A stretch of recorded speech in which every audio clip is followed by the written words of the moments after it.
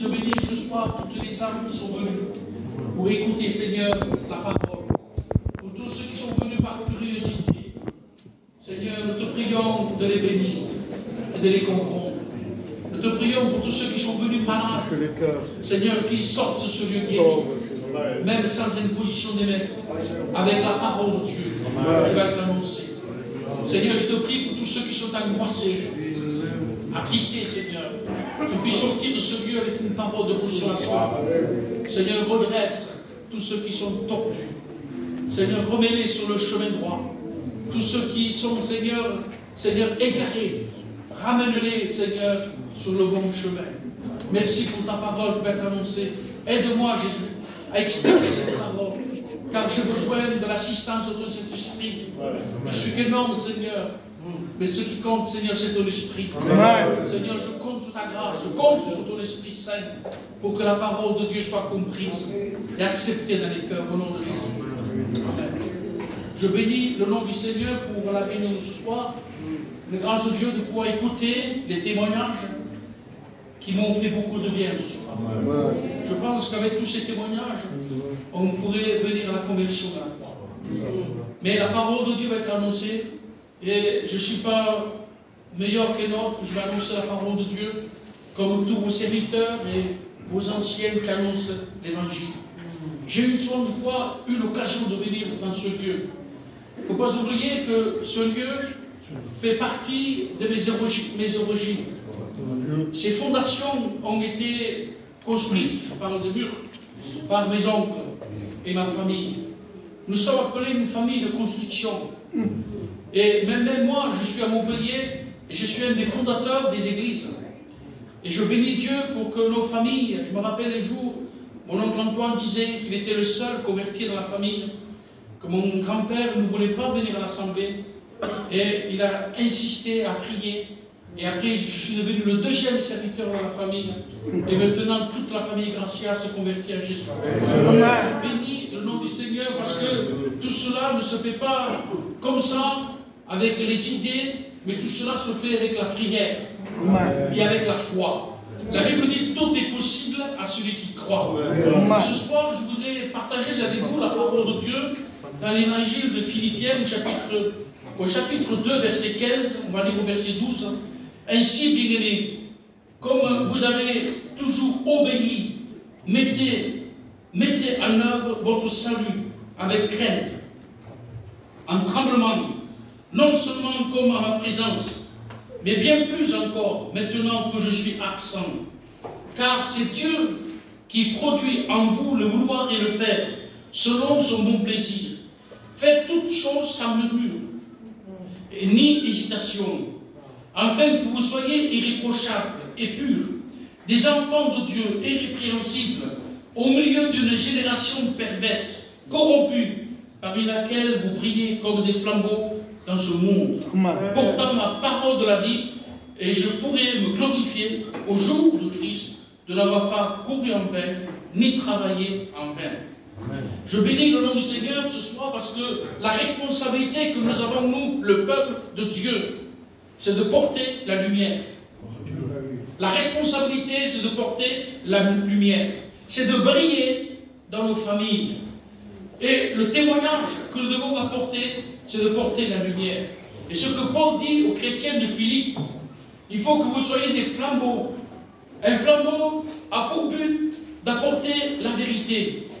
Vous savez, la vérité, si nous ne la proclamons pas, si nous-mêmes nous ne la vivons pas, si nous ne la pratiquons pas, la vérité ne pourra pas nous amener à être des flambeaux et de lumière au milieu de notre peuple. Vous avez une grande responsabilité dans vos familles, une grande responsabilité dans vos maisons, une grande responsabilité à vos enfants, d'être des flambeaux et des bons témoins de Jésus-Christ. C'est ce que Paul dit, le témoignage que nous devons apporter, c'est de vivre dans la vérité.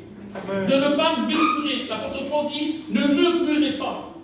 Et notre peuple, c'est une dénonciation, c'est une maladie. Le murmure, c'est une maladie. Si nous ne murmurons pas, nous ne sommes pas bien. Le murmure, c'est comme une nourriture qui nourrit l'esprit. Et aujourd'hui, notre peuple, vous savez, meurt à cause du porte du contagion et ça porte des maladies contagieuses dans le peuple que nous sommes. C'est pour cela qu'aujourd'hui, beaucoup de chrétiens ne se convertissent pas à Dieu. Beaucoup d'âmes qui sont dehors, qui ont besoin de la grâce de Jésus-Christ, ne se convertissent pas. Parce que nous ne portons pas ce flambeau, la lumière de Jésus-Christ. C'est pour cela qu'il est très important de proclamer la vérité, mais aussi de la vivre. Si dans ta maison, dans ton foyer, tu es malade, comment peux-tu apporter une guérison dans d'autres maisons? Soigne-toi toi-même avant de porter une guérison à d'autres. Vous savez, nous ne sommes pas des guérisseurs, mais la parole que nous apportons, c'est une parole qui délivre. Avant d'apporter la joie aux autres, si toi tu es malheureux, comment peux-tu apporter la joie aux autres? Comment peux-tu apporter la parole de Dieu aux autres qui sont autour de toi? Si toi-même, tu as besoin d'une délivrance. Ce soir, il faut que vous compreniez que nous avons une grande responsabilité. Le peuple aujourd'hui va très mal. Nous vivons un temps difficile. C'est vrai qu'il y a du monde dans nos églises. Que ce soit Montpellier et tout dans Perpignan, il y a beaucoup de monde. Mais le monde ne veut pas de bonnes réunions. Le monde a besoin de voir la gloire de Jésus-Christ. Le monde qui vient dans nos églises a besoin de voir l'onction du Saint-Esprit. Non pas une onction qui fait toucher la chair. Parce que la chair, vous savez, nous les gitans, nous sommes sentimentaux. Pour rien on pleure. Pour rien on pleure. Des fois, je vois de la télévision des films et je me mets à pleurer parce qu'on est sentimental. Et ces gens qui jouent dans la télévision, c'est des gens qui s'arrêtent, qui se lèvent et qui vont encaisser de l'argent. Mais c'est des comédiens. Et ces comédiens ont arrivé à nous faire pleurer parce que nous sommes sentimentaux. Nous avons besoin que dans nos églises, il y ait une onction particulière. Quand Jésus prêchait, il prêchait non pas la parole, mais il enseignait la parole. Et nous avons besoin de l'enseignement. C'est vrai que le peuple meurt faute de connaissance. Ah, tu me diras, pasteur Gagout, qui vient de Montpellier, est-ce que dans la ville de Perpignan, nous manquons d'enseignement? Non, c'est une seule église où il y a plus d'enseignement. C'est elle qui a suscité l'église de Perpignan. C'est elle qui a fait naître toutes les églises de la France. Parce que Jimmy Payon et tous les hommes de la mission ont démarré à Perpignan jusqu'au nord de la France. Perpignan, c'est l'église mère de la mission Vie-Lumière. Mais il manque de l'enseignement. Nos anciens ont été à l'ancienne école. Et nous voulons garder cet enseignement. Nous voulons garder l'enseignement de nos anciens. Ils ne connaissaient pas la Bible par cœur, mais il y avait l'onction. Vous savez, quand le pasteur de ville, Mans, qui était le premier prédicateur de France parmi les voyageurs, c'était un Duville. Lorsqu'il imposait les mains aux malades, les malades étaient guéris. Au moment donné, une chrétienne était venue pour se faire l'onction d'huile. Et ce pasteur, Mans, il est venu, il a pris l'huile entière, il a versé sur la sœur. Et la sœur était toute trempée. Et le pasteur Clément le Cosset, mais Mans, c'est pas comme ça qu'il faut faire. Tu mets juste un peu d'huile. Ah, moi, il dit, la Bible le dit, moi je le fais. Il ne faut pas oublier que la sœur était guérie sur le champ. Alors, vous savez qu'aujourd'hui, il y a de liturgie, il y a le bien faire, parce qu'avec Internet, on peut préparer un bon message, bien carré, mais il n'y a pas d'onction. Le peuple a besoin de l'onction. Il faut qu'il y ait des vrais miracles. Des vrais miracles. Les miracles qui sont la parole de Dieu qui nous dit qu'il y ait des conversions. Les vrais miracles, c'est la conversion. Car si Jésus guérissait les malades, ce n'était pas pour guérir, c'était sa publicité pour dire je suis le Fils de Dieu. Et s'il guérissait, c'est pour dire aux Juifs, parce que les Juifs, c'était des hommes, depuis l'âge de 12 ans, ils lisaient la Torah. Ils connaissaient toute la Bible dans l'Ancien Testament. Et quand il est venu un Messie, quand il est venu un homme qui prêchait la parole, c'était un Juif. Et quand il venait, il fallait qu'il guérisse. Il fallait qu'il chasse les démons. Il fallait qu'il ressuscite les morts. Pour que le peuple croie que Jésus, c'est le Fils de Dieu. Mais il ne guérissait pas pour guérir. Mais il guérissait pour que l'évangile soit entendu. Il guérissait pour qu'ils acceptent la bonne nouvelle. Et ce soir, nous sommes le peuple de Dieu. Nous sommes le peuple qui doit apporter ce flambeau. Un flambeau, quel but il a? Le flambeau a un but de guider. Vous savez que le monde aujourd'hui, ils sont perdus comme des enfants dans les ténèbres. Mais nous sommes dans la lumière. Amen. Et le flambeau a pour but de guider ceux qui sont dans les ténèbres. Ceux qui sont vraiment dans l'obscurité. Et les gens ont besoin d'être guidés. Ils ont besoin de suivre quelqu'un. Oui, Jésus a dit, vous êtes la lumière du monde. Vous êtes la lumière du monde. Il faut que cette lumière luise. On ne met pas la chandelle sous la table, mais on met la chandelle sur la table pour éclairer la maison. Est-ce que ta maison est éclairée? Est-ce que la tua casa è éclairée? Est-ce que ta maison est éclairée? Tu juges les autres, mais dans ta maison il y a le péché. Tu juges les autres, mais dans ta maison il y a le désordre. Tu juges les autres, mais dans ta maison il y a les ténèbres. Est-ce que dans ta maison il y a la lumière de Dieu? On ne met pas le chandelier sous la table, mais on la met sur la table. Amen. Vous savez ce que c'est? Mettre le chandelier sur la table, on dit je suis chrétien. Amen. À l'époque, les gens ne venaient pas à la lumière parce qu'ils avaient peur que leurs œuvres soient dévoilées. Mais moi je viens à la lumière.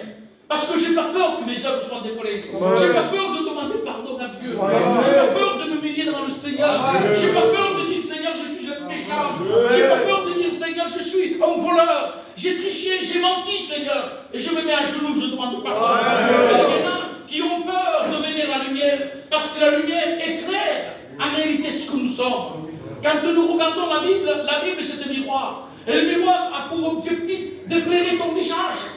Lorsqu'on se regarde le matin et on se regarde s'il n'y a pas de défauts, et on fait notre toilette avec le respect et on regarde notre défaut. Et s'il y a quelque chose qui ne va pas, eh bien on arrange. C'est le miroir qui nous révèle ce que nous avons. La parole de Dieu, c'est un miroir. Amen. Et ce soir, la parole de Dieu est en train de t'éclairer.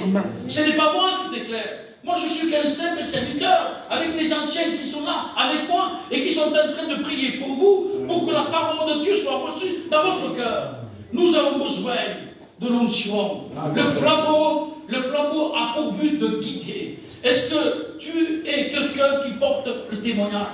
Vous savez, quand j'étais serviteur à l'église de Montemérou, parce que j'ai gardé l'église 30 ans, et je n'avais pas fini encore mon temps, et quand j'ai gardé l'église 30 ans, vous savez, aujourd'hui, dans nos assemblées évangéliques, en réalité, moi, je n'ai pas fini mon temps. Moi, mon temps sera fini quand je serai mort. Parce que le temps, ça n'existe pas, finir le temps. Parce que dès le moment où on est converti, le temps commence à travailler pour Dieu. Si ce n'est pas à l'église de Montemérou, j'irai ailleurs. Si ce n'est pas ailleurs, j'irai de l'autre côté. Mais mon temps n'est pas fini. Mon temps, il est toujours là pour servir le Seigneur, pour témoigner pour Jésus-Christ. Alors moi, le temps dans la Bible, ça n'existe pas, le temps fini. En réalité, lorsqu'on se convertit, le temps finit quand on va quitter cette terre. Et comme il a dit Paul maintenant, la couronne m'est réservée. Amen. Paul dit ma couronne m'est réservée parce qu'il sent sa peine, parce qu'il sent qu'il est Dieu, il sent qu'il va mourir. Maintenant, la couronne m'est réservée. Et je bénis le nom du Seigneur. Quand viendra mon temps aussi, la couronne me sera réservée. Je ne suis pas plus que Paul, mais je suis un enfant de Dieu. Et je sais que dans le ciel, il y a une place pour moi. Amen. Il faut que vous croyiez, que vous sentez dans votre cœur, que vous avez besoin, en tant qu'enfant de Dieu, de porter la lumière comme des flambeaux. Amen. Pour que les gens disent, lui, c'est un chrétien. Vous savez, un jour, il y avait une femme, avec son mari, j'ai eu l'occasion de prêcher à l'église de Tom. Et cette femme, quand il voyait un pasteur passer, venir tous les jours chez elle, manger chez elle, il passait pas simplement parce qu'on voit quelqu'un passer et on dit ce nombre de Dieu. On peut dire que ce nombre de Dieu. Tu regardes sur Internet des prédicateurs qui prêchent et tu leur dis ça c'est un homme de Dieu. Mais on peut questo che prega chi? Je passe au nome de Dio e che questo che conosce spazio il suo nome e non scrive sul nome di Dio. Io ascolto scarderie. Io tengo che Ezechiel ascolta spazio. Où est la vérité? Où est le témoignage qu'on doit apporter? Aimez ceux qui sont là, vos conducteurs de la parole de Dieu. N'oubliez pas vos conducteurs. Non pas eux, mais ceux qui ont été avant eux. Et ceux qui ont été avant eux. Et ceux qui ont été avant eux. Si on recule, on va jusqu'aux apôtres. Jusqu'à Jésus-Christ. C'est l'église là. C'est Jésus qui l'a mis. C'est Jésus qui l'a créé, cette église. Désormais, tu ne seras plus Pierre, mais tu seras plus Céphas de Pierre. Et sur cette pierre, je bâtirai mon église. L'église est à Dieu. L'église est à Jésus-Christ. L'église, on ne se l'approprie pas. Moi, on ne veut pas être des papes dans nos églises. Nous, on veut être des gens qui servent Dieu au service du peuple. Alors, voyez-vous, le Seigneur nous demande d'être des témoins et d'être des flambeaux dans le monde où nous vivons. Dans le quartier où vous vivez ici, la cité Billus. Est-ce que vous portez un bon témoignage? Je ne suis pas là pour vous juger, mais je suis là pour vous faire comprendre et vous faire prendre conscience de la vie chrétienne. Ce n'est pas les saints commandements de la mer. La vie chrétienne, ce n'est pas lourd. La vie chrétienne n'est pas religieuse. La vie chrétienne, ce n'est pas faire le signe de la croix. La vie chrétienne, c'est une consécration. Amen. La vie chrétienne, c'est un témoignage. Amen. Vous savez, un vrai matelot, un vrai marin, on ne le voit pas quand la mer est calme. Malheureusement, là, qui est capitaine. Hein. Mais le capitaine, on le voit quand la mer est agitée. Quand les vagues montent jusqu'à 15 mètres de hauteur. Et on voit le vrai marin. On voit le vrai capitaine qui tire les voiles, baisser les cordes. Là, on voit le vrai chrétien. C'est bien, c'est bon. Tout va bien. Les païens aussi vivent comme nous. Mais quand nous sommes les chrétiens, il faut porter ce témoignage. Un jour, j'étais moi dans ma maison. Vous savez que les pasteurs de foi, on n'est pas, vous savez, à la hauteur. On est aussi comme les chrétiens. On a des jours où on passe des mauvais moments. Vous avez entendu le pasteur qui a passé 5 ans en pleurant pour demander à Dieu pour que Dieu puisse s'aimer sur son enfant. Deux fois, nous, les serviteurs, on a besoin aussi d'être consolés. On a besoin aussi d'être visités par les chrétiens. Vous, les chrétiens, vous jugez les pasteurs. Il ne vient jamais me visiter. Il ne vient jamais me rendre visite. Mais est-ce que toi, tu vas rendre visite au pasteur? Oui, tu veux qu'on te rende visite pour regarder la télévision jusqu'à 2, 3, 4 heures du matin et passer la nuit blanche devant la télévision, et tu veux qu'on te rende visite? Tu veux qu'on te rende visite? Le Seigneur nous parle ce matin. Il faut que nous prenions une conscience que la parole de Dieu, c'est la vérité. Et un jour, j'étais là découragé. J'étais là, vous savez, j'étais pas prêt à abandonner les ministères, mais j'étais abattu, j'étais découragé. Et c'était un plein été. Et un pasteur de Bordeaux m'appelle et me dit: Gagou, oui c'est toi, oui c'est moi mon frère, qui tu es? Je ne connaissais pas le pasteur de Bordeaux. Il me dit: écoute, à Montpellier, il y a un gitan qui est à Kitechouya, sa compagne sont de Paris, sa compagne il a eu une AVC. Il faut que tu ailles prier pour elle. Parce que moi je suis à Bordeaux, je ne peux pas y aller. Et quand moi je dis à ma femme: écoute, c'est un plein été, je suis découragé, je n'ai pas la force de prier, même pas la force d'aller prêcher. Et j'ai dit à ma compagne: il faut y aller. Le pasteur de Bordeaux m'a appelé. J'ai dit: j'y vais pas. J'ai un problème. Je suis un fautif. Même que je suis découragé, il faut que j'aille. C'était vers 11h, minuit. Alors les enfants étaient dans la salle, dans le hall. Il y avait le père et les filles qui étaient là. J'étais en pyjama encore. Et en robe de chambre. Et les enfants, ils étaient 12, 15 ans. Le papa était désorienté. Et la mère était dans une chambre intensive. Il avait pris une crise cérébrale. Et bien sûr, moi je m'approche, et avant de prier, comme tout pasteur doit le faire, on fait la cure d'âme. On regarde au moins le cœur. Et quand je voyais ces cœurs-là, il y avait les larmes dans les yeux, non pas pour Jésus, mais il y avait les larmes dans les yeux de la situation qu'ils avaient. Et moi je parlais de Jésus, j'étais découragé, je parlais de Jésus. Et d'un coup, le Saint-Esprit me saisit. Vous savez, quand on est dans l'œuvre de Dieu, on est des flambeaux. Et ce jour-là, j'étais un flambeau de Dieu.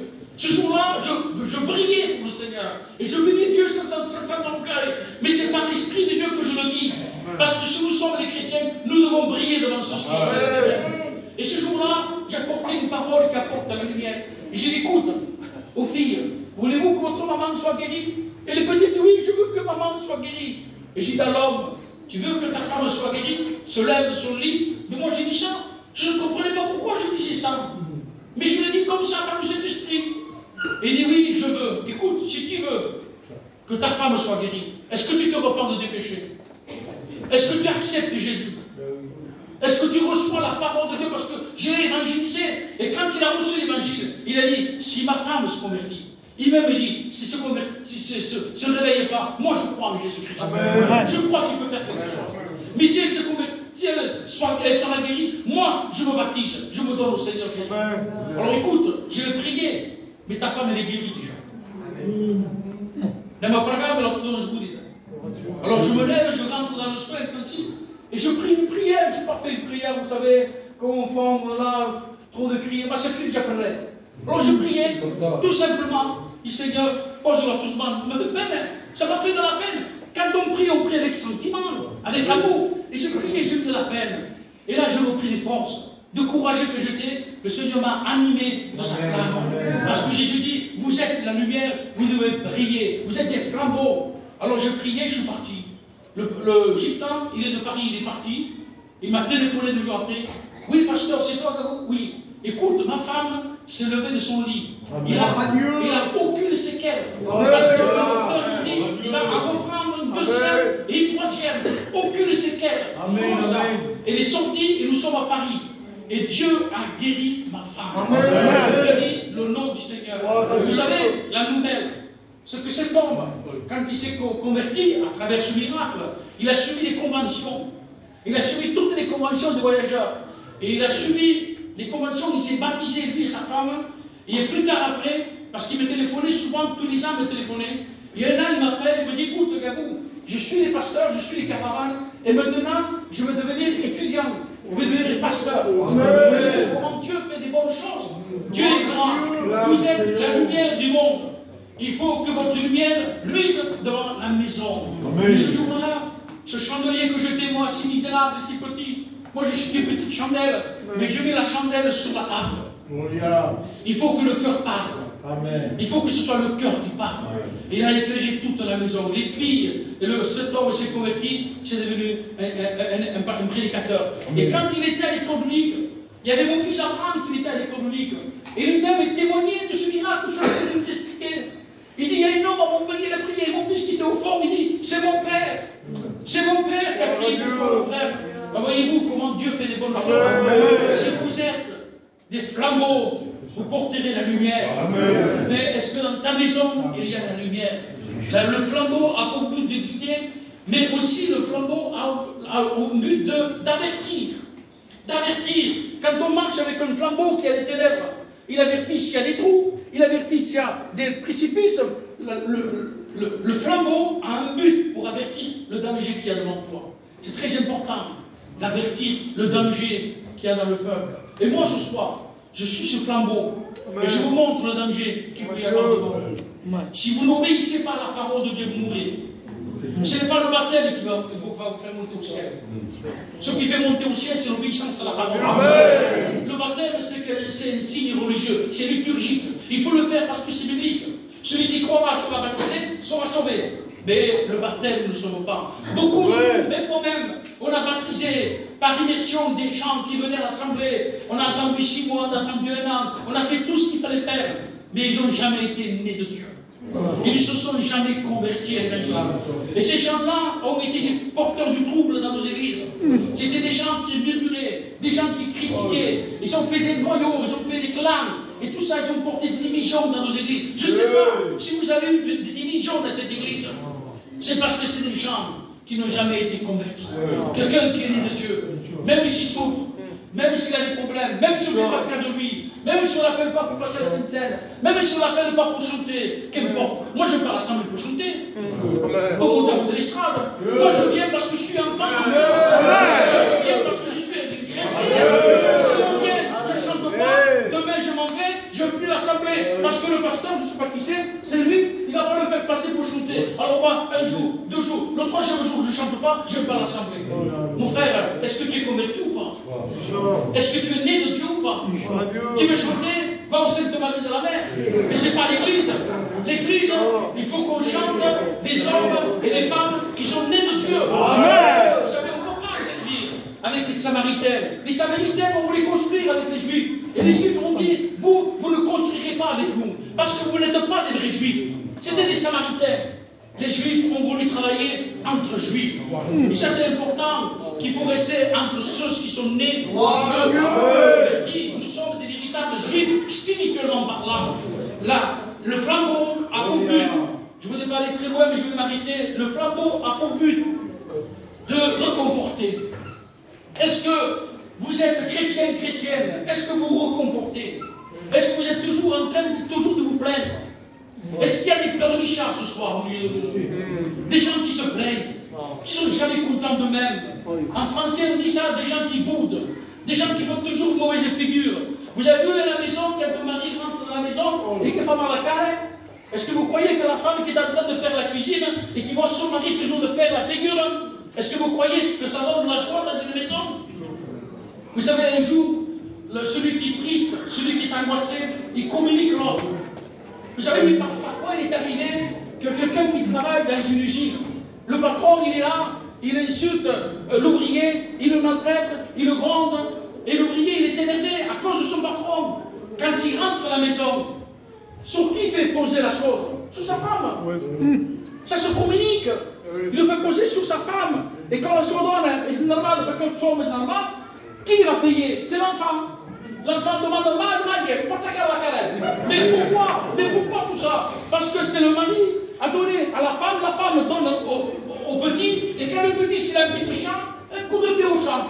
Regardez jusqu'où ça va. Ça va. Nous devons porter cette lumière. Parfois, nous communiquons autour de nous le découragement. Vous savez, quand le peuple allait espionner le pays de Canaan, et quand il venait apporter la nouvelle, vous savez qu'est-ce qu'il disait? Il disait là-bas, il y a des géants. Et moi, je me dis, déjà que le peuple, c'est comme ça. Déjà que le peuple, il se fatiga. Il est fatigué, le peuple. Et toi, tu dis qu'il y a des géants là-bas. Pourquoi tu dis qu'il y a des géants? Il y a des gens qui aiment faire peur. Il y a des gens qui se regardent, on fait peur. Nous sommes des chrétiens, nous sommes là pas pour faire peur. Mais nous sommes là pour consoler. Le flambeau a pour but de reconforter. Ah, c'est bien, si on était à la lumière, je ne sais pas où les chanteurs, si on était à la lumière, on va la ténèbres. Ça vous est jamais arrivé que la panne de lumière s'éteint? Quand la panne s'apague, que fait la gente? Il y a un cri. Si on tout s'apague, il y a un cri qui s'ouvre. Et qu'est-ce qui crie? Et un cri parce qu'on dit ça va, on dit ça va. Il y a le ténèbre quand même. Il y a le ténèbre. T'as fait qui ça? La boue, la peur, la lumière apporte consolation. Amen. Car les ténèbres apportent des espoirs. Les ténèbres apportent la peur. C'est pour cela que Jésus dit toujours, n'ayez pas peur, je suis là. Amen. Jésus pourtant dormait dans une barque. Il savait ce qui se passait, Jésus. Vous croyez que Jésus dort? Vous croyez que Jésus ne sait pas ce qui se passe? Devant nous, on crie, Seigneur, tu réponds par nos prières. Vous ne croyez pas que Jésus ne sait pas ce qui se passe dans nos maisons? Oui, il le sait. Mais il nous met à l'épreuve. Il veut voir comment nous nous comportons. Il veut voir si nous prenons courage. Il veut voir si nous persistons à garder la foi. Il veut voir si nous gardons toujours la foi pour continuer. Même Seigneur, si tu ne me réponds pas, je reste fidèle, Seigneur. Même si tu ne m'exauces pas, je reste fidèle, Jésus. Je t'abandonne pas. Même Seigneur, si je meurs d'une maladie, du cancer. Après que je vais nous péter de monter du cancer. Eh bien, deux pourquoi ce qui se passe? Qu'importe. Mais je meurs avec toi, Jésus. Je meurs. Je prierai pour que Dieu me guérisse. Je prierai pour que Dieu me guérisse. Je ne vais pas faire le plus fort pour se faire de vous. Prierai pour que Dieu me guérisse. Mais il y a des Deus si je passe pour lui. Avec des spectres comme ça, mais on peut compter. On met un côté. Et c'est que la fidèle. Alléluia. Et de ne pas te laisser, Seigneur. Merci, Seigneur. Quel malheur serait quelqu'un qui délaisse la voie du Seigneur. N'abandonnez pas Dieu. Je ne sais pas pourquoi je dis ça ce soir. N'abandonne pas Dieu. Reste fidèle. Si même tu es découragé, si même tu es abattu, sois fidèle au Seigneur. Un jour, j'étais à la prison. Vous savez que la fidélité paye. J'étais en prison, je suis mouillé depuis plus de 38 ans. Je visite les prisonniers en prison. Et quand j'ai visité les prisonniers, j'apporte la parole de Dieu comme nous, les pasteurs. Je ne ferai pas mieux que l'autre. Un pasteur peut faire ce que je fais moi, prêcher l'évangile dans la prison. Quelle grâce que Dieu nous a donnée à nous, les aumôniers, de rentrer dans la prison. Alors, je prêchais les gitans d'un village, j'apportais la parole de Dieu. 25 ans après, 25 ans après, il vient un gitan avec une Mercedes à Montebello, là où j'habite. Il me dit, qui c'est le pasteur de Gabou? Alors les gens disent, c'est ça, c'est ce Gabou? Si, genre. Bine meilleur, monte la voiture. Dans mon bouton de gitan, je tapais à 40 km de Montpellier. Alors moi, je monte dedans et je me laisse conduire par ce gitan. Il me dit, il y a quelqu'un qui te demande. Il est entre la vie et la mort. Il te demande pour que tu pries pour lui. Je ne sais pas ce qu'il est. Je ne sais pas. Alors je viens avec toi, j'ai prié pour cet homme. Qu'est-ce que tu m'appelles? Alors quand j'y vais là-bas, je rentre dans la maison. Il y avait une maison d'hôpital, vous savez, la lit d'hôpital. Avec tous les antibiotiques, avec tous les sirop, embranchés entre la vie et la mort. Il parlait juste à peine. Il avait cette maladie et sa femme était là en train de passer les choses pour le guérir son mari, de soigner son mari. Et quand je vois cet homme, je le reconnais. 25 ans après, je l'ai visité en prison. Vous savez qu'est-ce qu'il me dit à moi? Il dit, pasteur, j'ai perdu 25 ans. Tu m'as prêché l'évangile. Mais j'ai refusé l'évangile. 25 ans, j'ai prêché le cours d'ailleurs. 25 ans après, il s'est rappelé de moi. Mais moi, je ne pensais jamais à lui, moi. Je l'avais oublié, cet homme. Mais lui, il n'a pas oublié la parole. Soyez des flambeaux. Même 25 ans après, le flambeau s'est allumé. Le flambeau est allé à 40 km jusqu'à chez lui. Et lui a dit, je ne veux pas, pasteur Garou, je ne veux pas partir sans que ma famille se convertisse. Je veux pas, j'ai fait une faute. Si moi je me convertissais ce jour-là, quand j'étais en prison, toute ma famille serait convertie. J'ai perdu du temps. Et je demande pardon à Dieu. Est-ce que vous croyez que cet homme était sauvé?